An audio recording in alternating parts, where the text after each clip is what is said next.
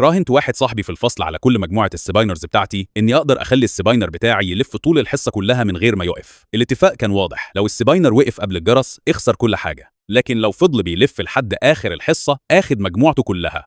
طلعت السبينر الذهبي المحظوظ بتاعي من الشنطة واتنهدت، لأن الأبلة هالفيرسون كانت مانعة السبينرز من الأسبوع اللي فات. بس أنا عمري ما كنت برفض تحدي، شغلت التايمر وبزقة جامدة بإصبعي خليت السبينر يلف.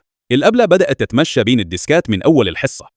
رميت القلم على الأرض بالعمد ووطيت أجيبه وأنا مخبي السبينر بإيدي. عدت جنبي من غير حتى ما تبص عليه والسبينر لسه بيلف عادي. بعد شوية برينان مد إيده من الناحية التانية كأنه عايز قلم، لكنه فجأة حاول يلمس السبينر. مسكت إيده قبل ما يوصله بثانية، فضحك وقال يا عم خلاص خلصت. بس السبينر كان لسه بيلف جامد. فجأة التكييف اشتغل وهوا ساقع نزل من الفتحة اللي فوق الديسك بتاعي على طول. السبينر اتهز جامد كأنه هيقع، فقربت عليه وحاولت أحجبه عن الهوا.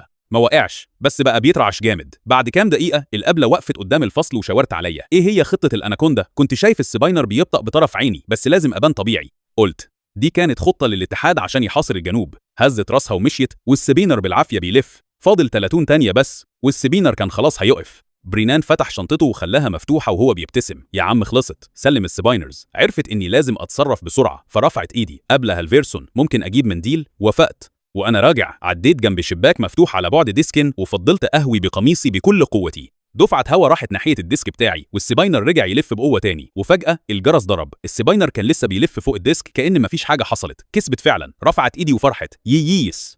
الفصل كله بصلي والأبلة كمان. قربت منها وشافت كل حاجة مرة واحدة. السبينر فوق الديسك، شنطة برينان المفتوحة والمليانة سبينرز، وشنطتي أنا كمان وقع على الأرض ومفتوحة. قالت بحزم انتوا الاتنين تعالوا قدام هاتوا الشنط. برينان سلم شنطته من غير كلام، وانا لميت شنطتي من الارض وحطيتها فوق شنطتي. قلبت الشنطتين فوق درج مكتبها وفجأة 60 سباينر وقعوا جوه الدرج. بعدها مدت ايديها وخدت السباينر الذهبي اللي كان لسه بيلف فوق الديسك. انا كسبت الرهان، بس ما بقاش معايا اي حاجة وانا بتفرج على السباينر المحظوظ بتاعي وباقي المجموعة وهما بيختفوا جوه الدرج قبل ما تقفله.